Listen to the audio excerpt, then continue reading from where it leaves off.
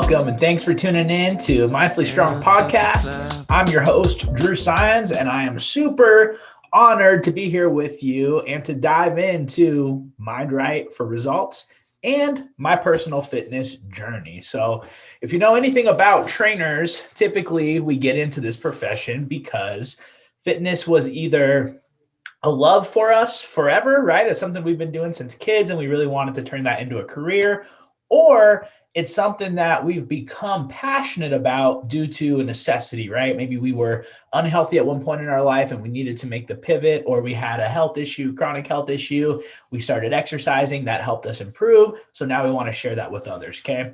Well, for me and my personal journey, I started on the earlier end of that spectrum where I simply wasn't healthy as a kid. I was very involved in sports like baseball and that type of thing, but that wasn't really reinforced on the nutrition side, on the sleep side, and on the exercise side, either at school or at home, right? My really biggest understanding of fitness growing up was that I had to walk a lap at PE and I was going to do terrible on my fitness test. Okay. That was kind of it, right?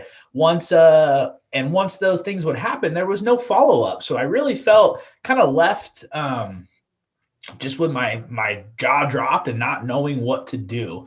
So that really kind of gave me a foundation of ill health, which led me to still being involved with sports, where I was able to play football. I actually didn't continue playing my childhood sport of baseball because I was simply unathletic. I wasn't in shape enough to compete on a high school level baseball field. So I had to continue my sports career pivoting with football, which was amazing and a phenomenal opportunity for me. But I think it still kind of pushed off the inevitable of like, hey, dude, you need to address these health issues. I had high blood pressure.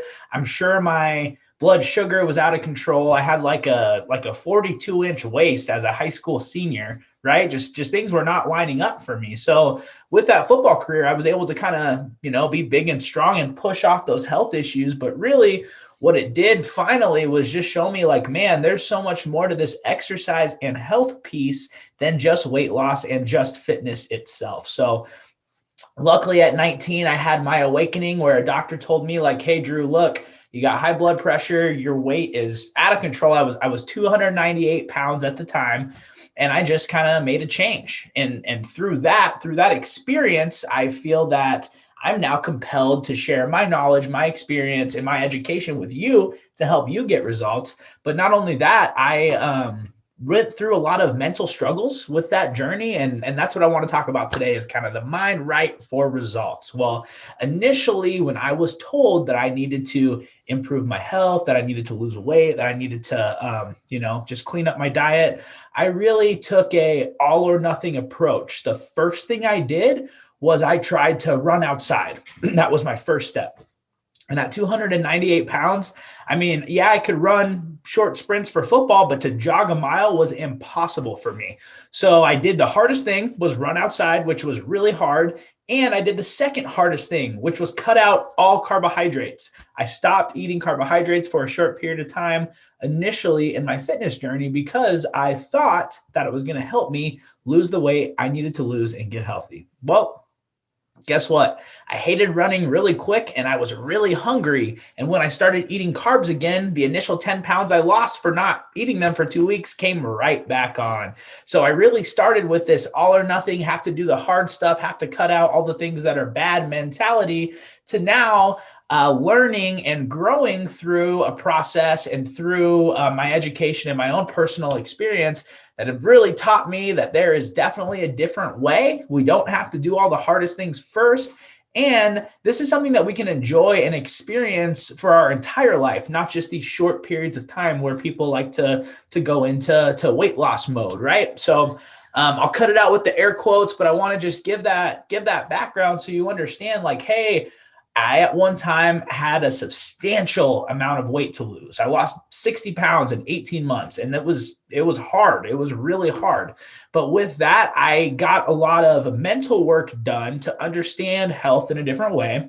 I then pursued an education that kind of taught me not only the foundation pillar blocks, but also like how I translate that over to working with people, right? So just in my personal experience of taking the hardest route to exercise and nutrition, let's talk about taking it to maybe some easier routes for you. So the first thing in regards to mindset for results, let's be a little bit easier on ourselves and take on tasks that we can actually do and stay consistent with. If you have not run in the past year, that probably shouldn't be your first step when you're starting your workout, right? We should probably start with a walk. So again, let's be nicer to ourselves and address our lower hanging fruit first. Now, in regards to fitness and health and fat loss, our lowest hanging fruits, first one is going to be sleep. So we like to fix sleep first. If you're not getting a consistent 7 or more hours of sleep each night, you definitely want to address that. Okay. So again, mindset shifting from I got to stop eating food to do all the exercise to I need to make sure I'm resting and recovering and taking care of my body, right? So that's our first low hanging fruit. Second low hanging fruit is absolutely hydration. Man, I can't tell you how many people I come across each and every week who are simply dehydrated. They suffer from headaches, they suffer from fatigue. And when I ask them how many ounces of water they drink, it's typically like, I don't know, Drew, a couple drinks of a bottle or 2 bottles. And it's like, guys, we absolutely need half of our body weight in ounces of water each day. So if you weigh 150 pounds, 75 ounces of water every day. Non-negotiable, low-hanging fruit. We already have to drink water. Might as well drink the proper amount, right? Okay, so next, low-hanging fruit. That's going to be your daily physical activity level. Most people do not move consistently throughout the day and throughout the week. A lot of folks that use those fitness trackers, they say that they want us to get 10,000 steps per day. Awesome. If you're already doing that, great. But most folks in today's day and age with COVID and we're kind of still stuck indoors, we're not getting those 10,000 steps each day. So planned daily movement is another low-hanging fruit. It doesn't have to be exercise. It doesn't have to be burpees. It doesn't have to be a bike ride. It can simply be gardening for 30 minutes a day. But addressing those 3 low-hanging fruits before you do anything else will be so impactful to your results long-term. And so kind of transitional for you to get into a different mindset and to address those daily habits that need to be done to help get the results that you desire from your life and from your exercise program. Okay. So again, we address those 3 low-hanging fruits first: sleep, hydration, and inactivity. And then we can kind of talk about fitness. Excuse me. So with fitness, we're going to look at what your current level is now. Again, when I started my plan, my current level was not outdoor runner, and I decided to start as an outdoor runner, and that led to a lot of frustration, right, on my end. So finding out what your current level is, and obviously levels range so much. I work with people that are just coming off of knee surgery and need a kind of prehab routine after physical therapy. And then I work with people who have been working out for decades that just need some structure, some accountability, and some progression behind their programming. So it's like, hey, let's be honest with ourselves first and determine where we are today. That way, the program that you start and your mindset can take you to where you want to go. Being honest with ourselves in the starting phases of our routine is absolutely a solid thing that you can do to, again, be honest with yourself and to make sure you're starting in the right place and progressing properly. And once you determine that level, maybe it's beginner, so you're going to start with body weight movements, or maybe it's advanced, so you're going to start with barbells. Whatever it is, once we determine that level, you have to accept that we're at this level now and that we're going to progress. I see too often that one of 2 things happen. Either people are unwilling to accept their fitness level that they're at, and they do things that are more difficult, right? And then that gets them in this sore, injured loop of not doing physical activity. And then the second thing that we see happen is people don't progress. They stay at that level for forever. I can't tell you how many times I'll go into the gym just in my local area, and I'll see the same people there doing the same weight and the same routines that they've been doing for months. Not that repetition is bad. We definitely want to have a foundation of movements that we repeat each and every session. But if we're not progressing, our body's not really getting that progressive overload and resistance that it requires to adapt and to get stronger and to produce more lean muscle and less fat. So again, we want to make sure we accept where we're at, but we also give ourselves that flexibility to move on and to start where we currently are. Okay.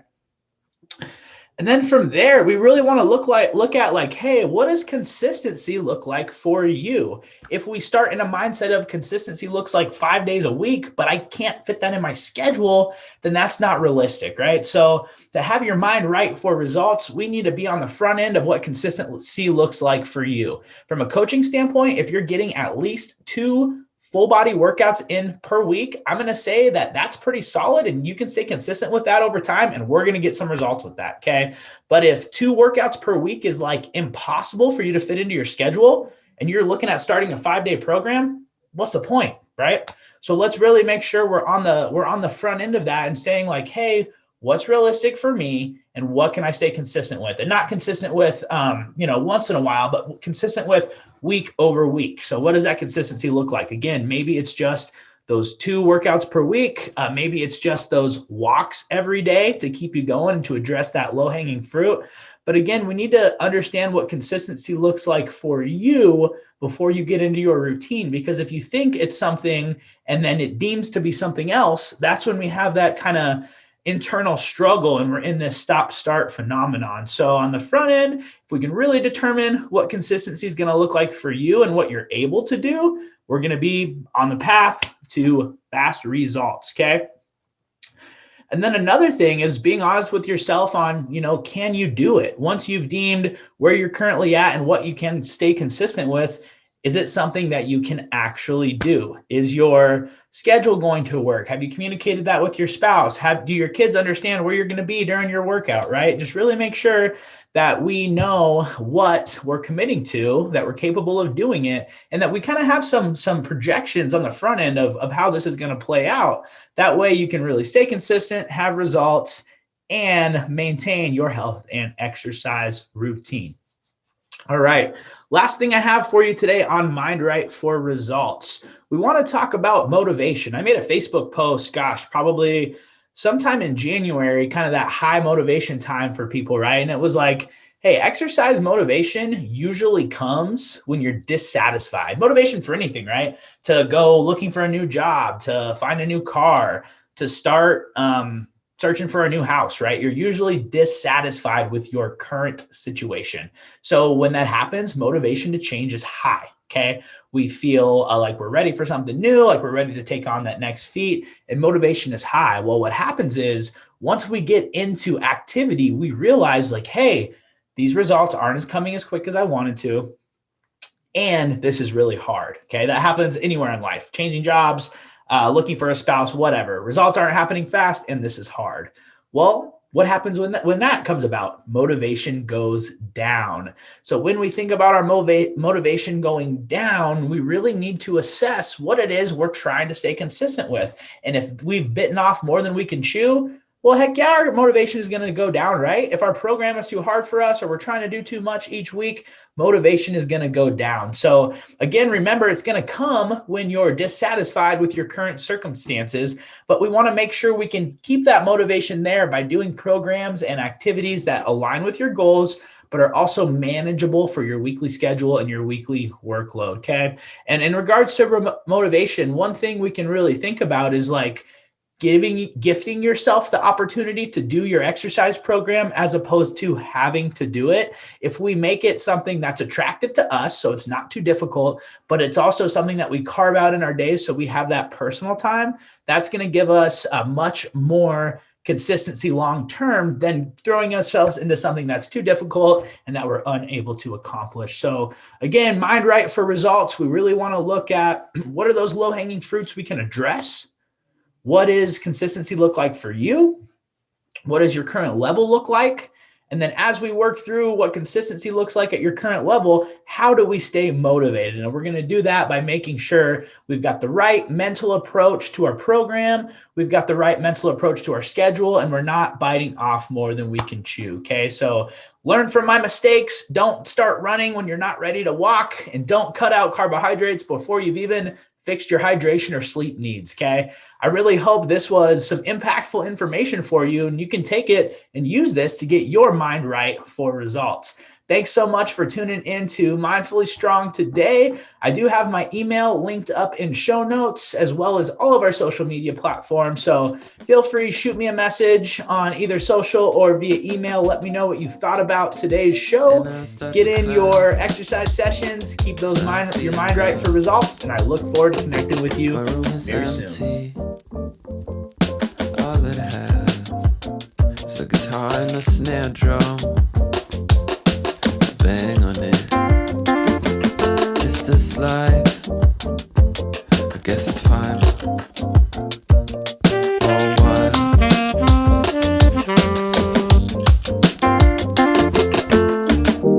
I got little penguins on my socks, right? I got little ducks on my boxers. I'm essentially a man child. I don't think I'll ever change. Whenever I